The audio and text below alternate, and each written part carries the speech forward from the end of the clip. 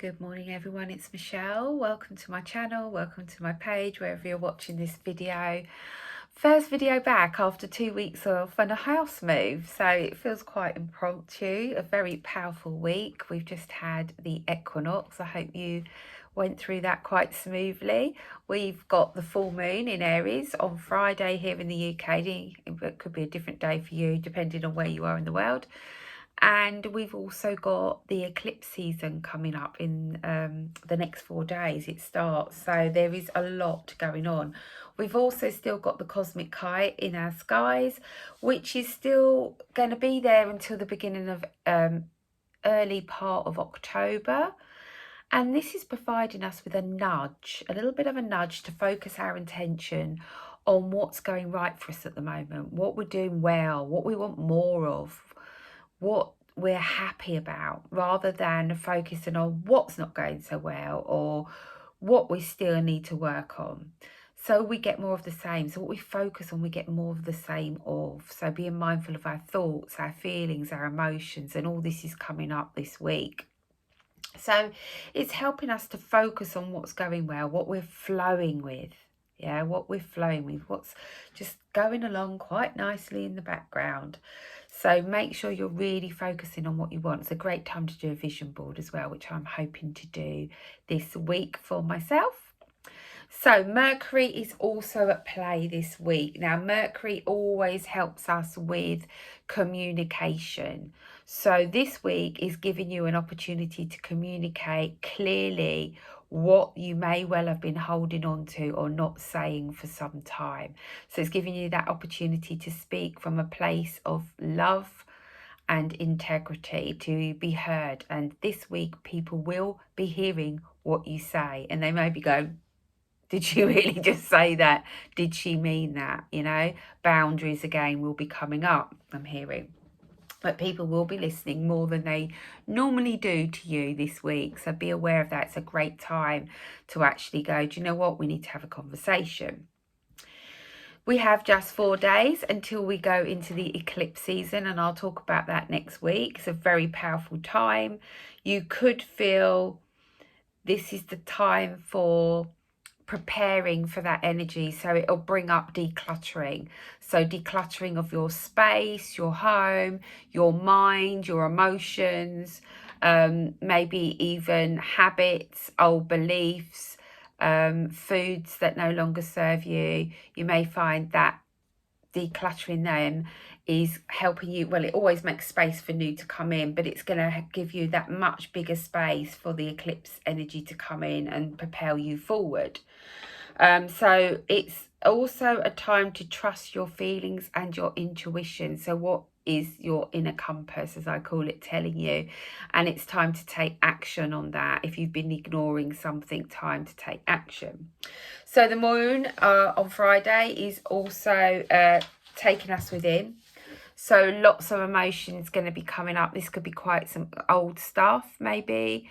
Time to let go of old situations, relationships, emotions that you maybe have been suppressing or put in a little box because you haven't got time to think, you know, about them or look at them at the time, is now coming back to us and being presented to us. So you may find some emotional outbursts, or, you know, some anger may be coming up as well. The moon is bringing up anger as well. But also just bursting into tears for what you think is no reason, which I've been doing quite a lot of the last week or so. So I'm clearing some old stuff here, releasing some old stuff.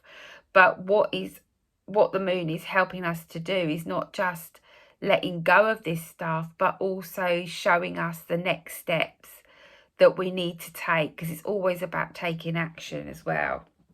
So your questions, I'm hearing, have been answered and you have been heard, and you now need to trust in the guidance that's coming through and will be coming through to you now. I'm feeling just before the full moon, Wednesday, Thursday time, you may feel like you need to slow down, to go within and really look at what you want to release under this full moon in Aries. So you're going to be asked to slow down, take stock of September. What has happened for you in September? What have you learned? What have you let go of? What do you still need to let go of?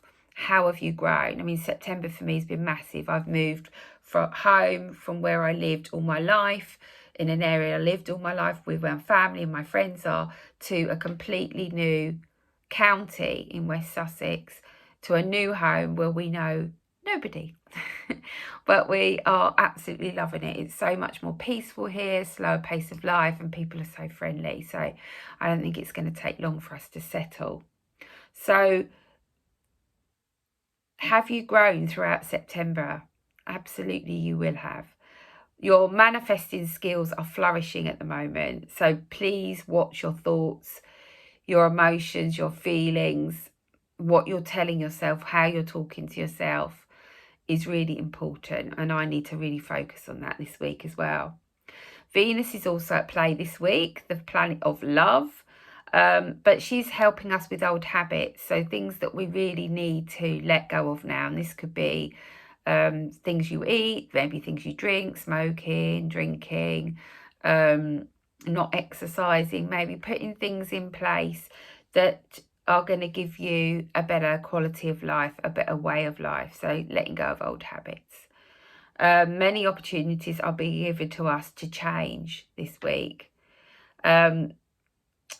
Change is something that we all try and avoid because it takes us out of our comfort zone, but change is inevitable. Change is part of life, and it's how we deal with that change that helps us to either move through it slowly and move forward, or stay stuck and holding on to the past. And it's time to let that go, and Venus is going to help us to do that. So be open-minded to change, be flexible, fill up on self-love, do things that make you feel better, that make you happy. And if you can't even think of anything, just get outside and go for a walk, although the weather's not looking too great today here in Horsham. But, you know, do something that you love, because that will help build your self-worth. And you are good enough just as you are, with all your flaws. You are good enough. I just want to say that. I also want to talk a little bit about Pluto, because Pluto is in retrograde at the moment until the 10th and 11th of October. So we've got a couple of weeks left to do some Pluto work, as I call it. So it's connected with understanding and assimilating your hidden power, your darker side, your shadow side. What is it that you still need to work on? It's about releasing old hurts and moving beyond your past experiences, which I think is majorly coming up under this full moon in Aries. So that's clearing out the old and healing the old wounds and triggers. So if someone is triggering you still, there is still work to do. Accepting yourself, accepting others. They're doing the best they can with the wisdom and knowledge that they have. You cannot change another, but you can sure as hell change how you react or respond to them. I rather the word respond than react.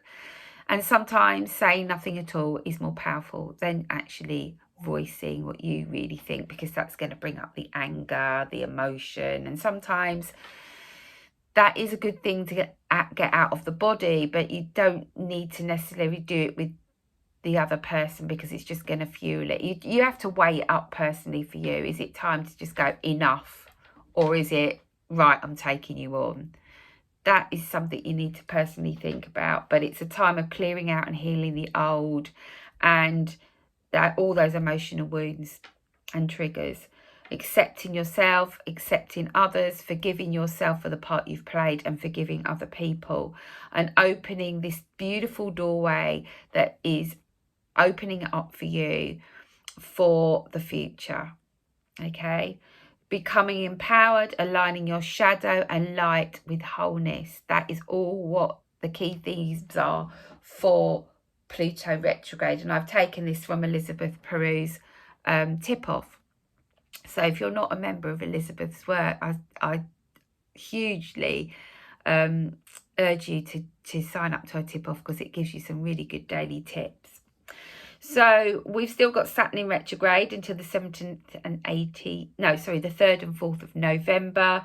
And we've also got Neptune to the December the 6th. So we've still got quite a few planets in retrograde at the moment. We've got Chiron till December the 26th and 27, Uranus until next year in January, and Jupiter to the end of the year, the 31st, which is my son's 21st birthday.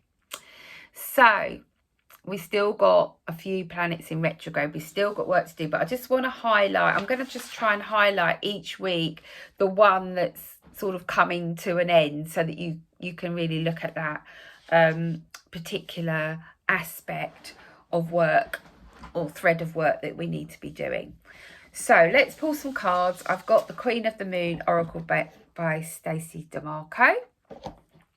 So let's see what Metatron has to say for this week, the 25th of September, although I'm recording it on the 26th.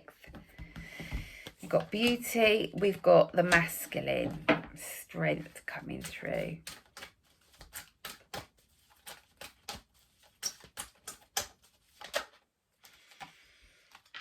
The path. Just want to take one more, I think.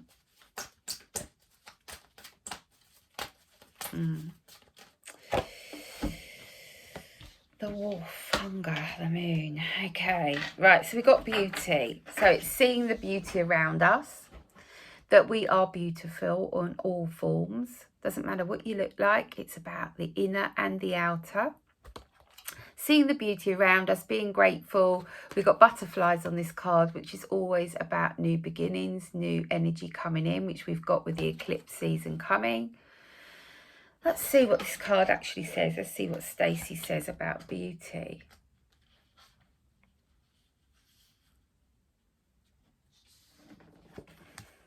So, one of the high needs in my life is that of beauty. I need to be exposed to what I find beautiful, often to be at my best.